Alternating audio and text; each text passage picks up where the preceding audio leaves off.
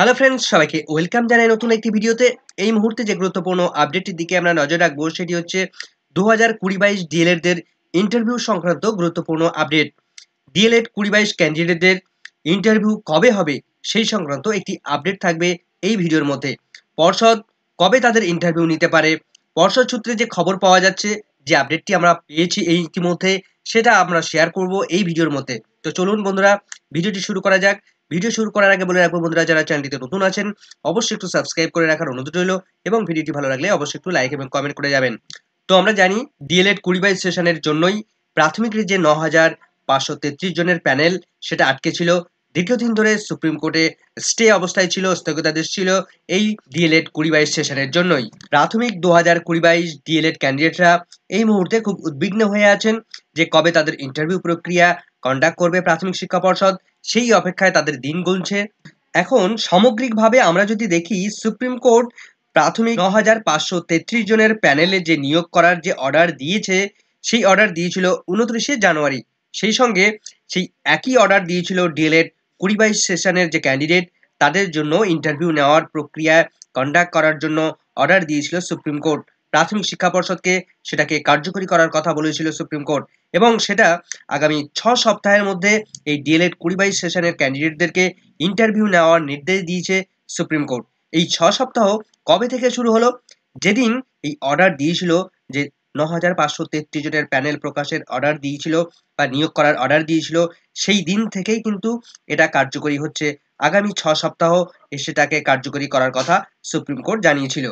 অর্থাৎ গত 29শে জানুয়ারি থেকে আগামী 6 সপ্তাহের মধ্যে এই ইন্টারভিউ নিতে হবে প্রাথমিক শিক্ষা পর্ষদকে, এবং এই 6 সপ্তাহের মধ্যেই সুপ্রিম কোর্টে সেই রিপোর্ট সাবমিট করতে হবে। শুধু ইন্টারভিউ নেওয়াটা কমপ্লিট করলে হবে না, তার সঙ্গে তার প্যানেল প্রস্তুত করতে হবে এবং তার রিপোর্টও সাবমিট করতে হবে সুপ্রিম কোর্টে। সেই মতো প্রাথমিক শিক্ষা পর্ষদ ডিএলএড 2022 সেশনের ক্যান্ডিডেটদের জন্য নির্দিষ্ট পরিমাণ ভ্যাকেন্সি তুলে রেখেছে তাদের নিয়োগ করার জন্য। এখন সবথেকে বড় প্রশ্ন হলো, ডিএলএড 2022 সেশনের ক্যান্ডিডেটদের ইন্টারভিউ কবে নেবে প্রাথমিক শিক্ষা পর্ষদ? দেখুন, এই মুহূর্তে প্রাথমিক শিক্ষা পর্ষদ 9,533-এর যে প্যানেল, সেই প্যানেলে নিয়োগ করতে খুবই ব্যস্ত রয়েছে। কাউন্সিলিং করাতে তারা খুবই এই মুহূর্তে বিজি।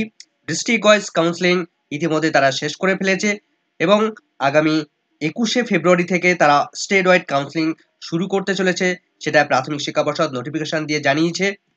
এরপর প্রাথমিক শিক্ষা পর্ষদ আরও স্টেট ওয়াইড কাউন্সিলিং এর জন্য নোটিফিকেশন দেবে, সেটা কিন্তু পরিষ্কার হচ্ছে। স্টেট ওয়াইড কাউন্সিলিং এর জন্য ফার্স্ট ফেজ শেষ হচ্ছে 24শে ফেব্রুয়ারি। এরপর কিন্তু নোটিফিকেশন দেবে সেকেন্ড ফেজের স্টেট ওয়াইড কাউন্সিলিং এর জন্য।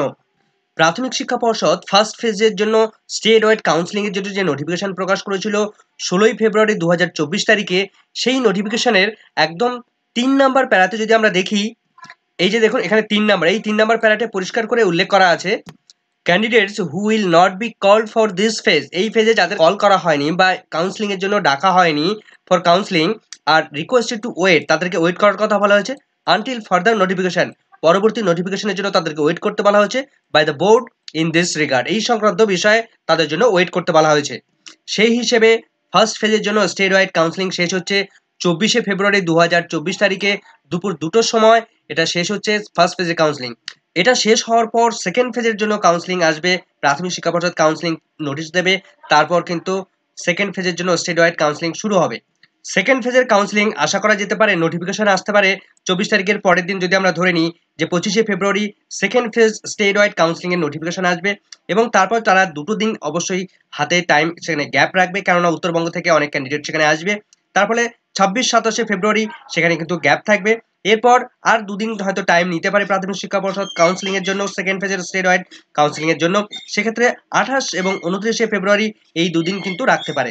সেক্ষেত্রে ফেব্রুয়ারি মাস কিন্তু কভার হয়ে যাচ্ছে সমস্ত এই কাউন্সিলিং প্রক্রিয়া কমপ্লিট করতে।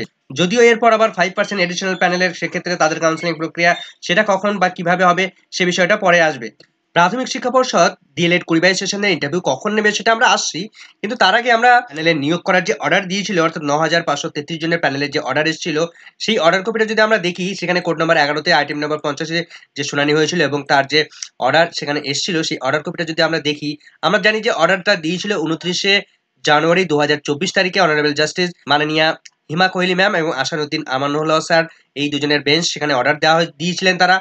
29 তারিখের অর্ডার কপির মধ্যে 9,533 জনের নিয়োগ করার পাশাপাশি সেই প্যানেল প্রকাশ করার পাশাপাশি ডিএলএড 20-22 সেশনের জন্য পরিষ্কার করে তেনারা কি উল্লেখ করেছিলেন আমরা একবার যদি দেখি, the board shall conduct final interview. বোর্ডকে নির্দেশ দেওয়া হচ্ছে যে ফাইনাল ইন্টারভিউ নেওয়া এবং অ্যাপটিটিউড টেস্ট কন্ডাক্ট করার জন্য, অ্যাপটিটিউড টেস্ট গ্রহণ করার জন্য for the candidate 2020-22 DElEd candidate যারা কোর্স করছিলেন বা তাদের কমপ্লিট হয়ে গেছে ইতিমধ্যে, সেই ক্যান্ডিডেটদেরকে ইন্টারভিউ এবং অ্যাপটিটিউড টেস্ট গ্রহণ করার কথা বলেছে, কন্ডাক্ট করার কথা বলেছে প্রাথমিক শিক্ষা পর্ষদকে নির্দেশ দিয়েছে সুপ্রিম কোর্ট। এবং তার পাশাপাশি একটা ভাইটাল পয়েন্ট যেটা উল্লেখ করা হয়েছে, সাবমিট এ রিপোর্ট, একটা রিপোর্ট সাবমিট করার কথা বলা হয়েছে উইদিন 6 উইক, 6 সপ্তাহের জন্য একটা সময় দেওয়া হয়েছে। 6 সপ্তাহ টাইম লিমিটের মধ্যে তাদেরকে একটা রিপোর্ট সাবমিট করতে হবে ফ্রম টুডে, অর্থাৎ আজ থেকে মানে 29শে জানুয়ারি থেকে যেদিন অর্ডারটা দেওয়া হচ্ছে সেদিন থেকে 6 সপ্তাহ কার্যকরী করা হবে। With a copy furnish to other side করতে হবে এই 6 সপ্তাহের মধ্যে থেকেই।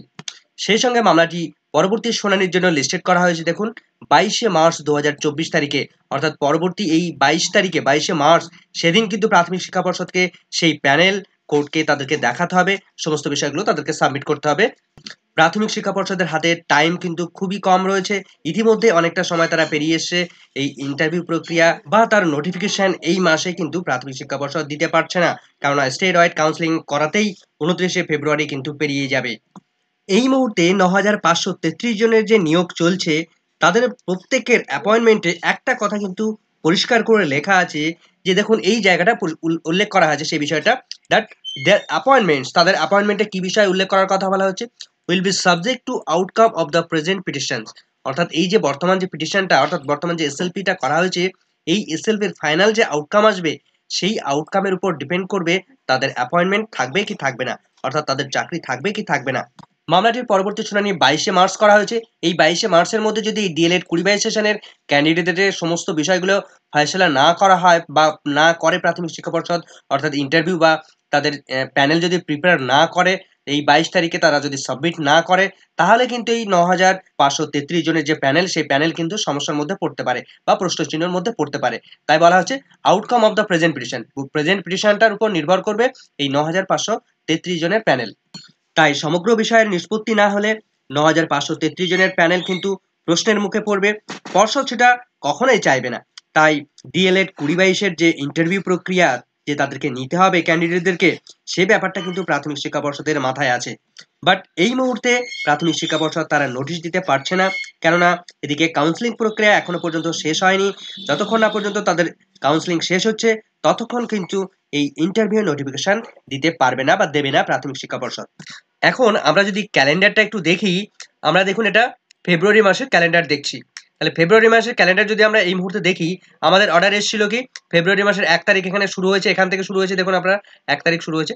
তার আগে অর্থাৎ জানুয়ারি মাসের 29 তারিখ অর্ডার এসেছিল, অর্থাৎ তার আগে এই দেখুন 29 তারিখ এখানে শুরু হচ্ছে।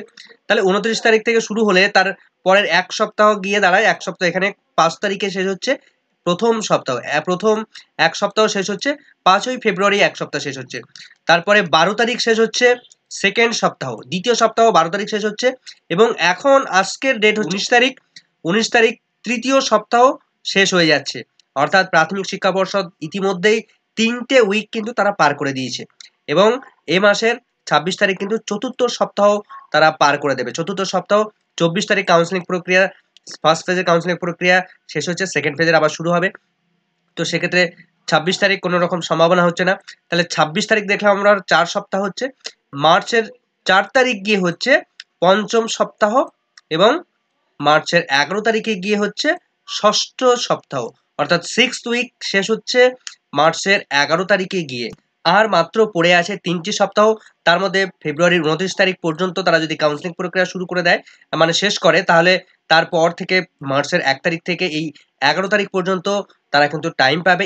এর মধ্যে তাদের ইন্টারভিউ প্রক্রিয়া যদি তারা ধরে নেওয়া যায় 1 তারিখ নোটিফিকেশন দেবে, এবং 2 এবং 3 এই দুদিন বাদ দিয়ে তারা যদি দেখা যায় যে 4 তারিখ থেকে ইন্টারভিউ প্রক্রিয়া শুরু করবে, 4, 5, 6 সেখান থেকে দেখা যেতে পারে যে কয়েকটা দিন কিন্তু তারা প্রায় এই সপ্তাহ ধরে ইন্টারভিউ প্রক্রিয়া তারা কিন্তু কন্ডাক্ট করতে পারবে।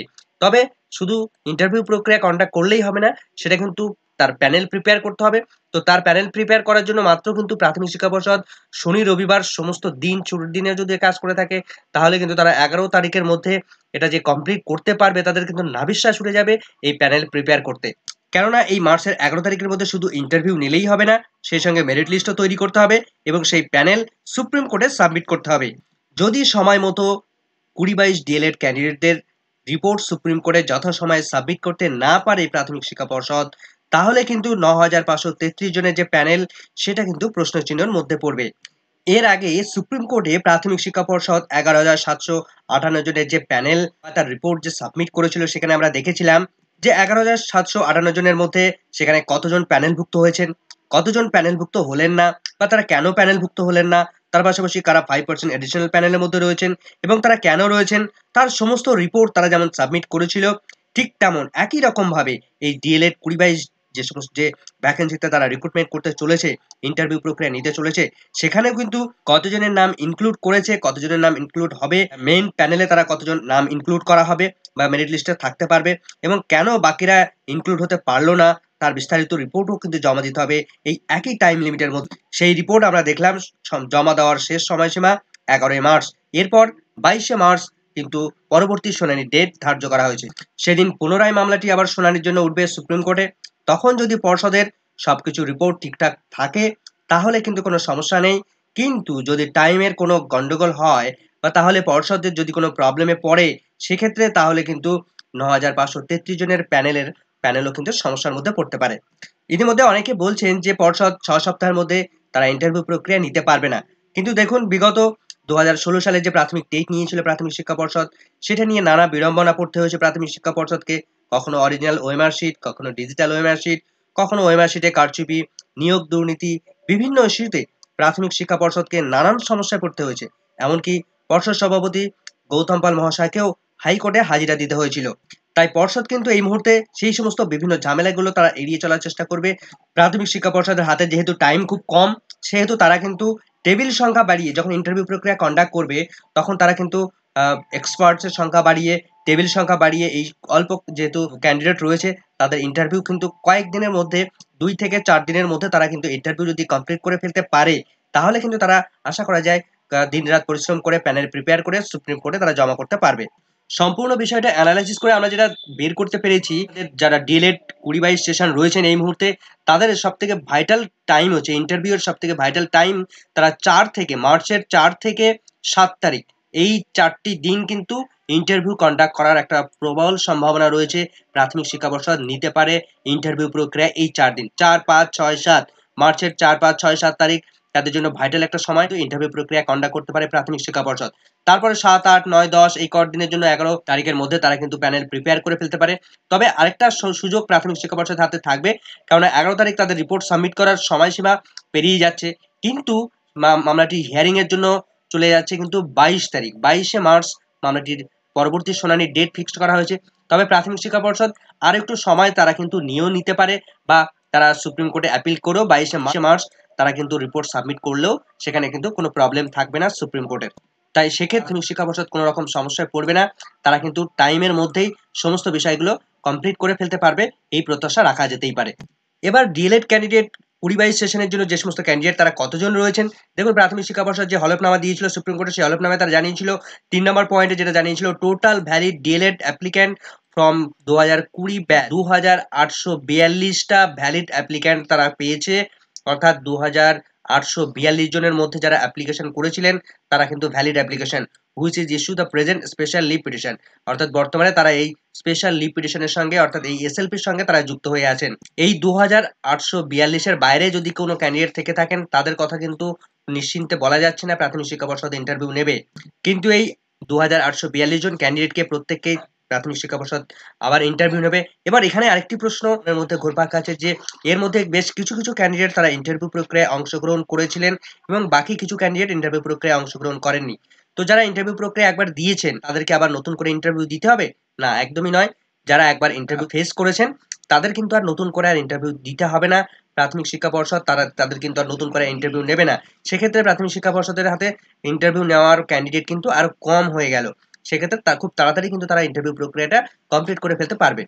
যারা এই 2842 জন ক্যান্ডিডেটের মধ্যে ইন্টারভিউ এখনো দেননি, তাদের ইন্টারভিউ প্রক্রিয়ার শিডিউল দেবে তারা ইন্টারভিউ প্রক্রিয়া দেবেন এবং আগে যারা দিয়েছিলেন ইন্টারভিউ এবং পরে যারা দেবেন দুটো মিলিয়ে কিন্তু প্যানেল রেডি হবে। সেই প্যানেল সুপ্রিম কোর্টে গিয়ে জমা পড়বে। আশা করি সমগ্র বিষয়টা তুলে ধরতে পেরেছি। ভিডিওটি ভালো লাগলে অবশ্যই একটু লাইক এবং কমেন্ট করে যাবেন। চ্যানেলটিতে নতুন হলে অবশ্যই একটু সাবস্ক্রাইব করে রাখার অনুরোধ রইল। সকলকে ধন্যবাদ।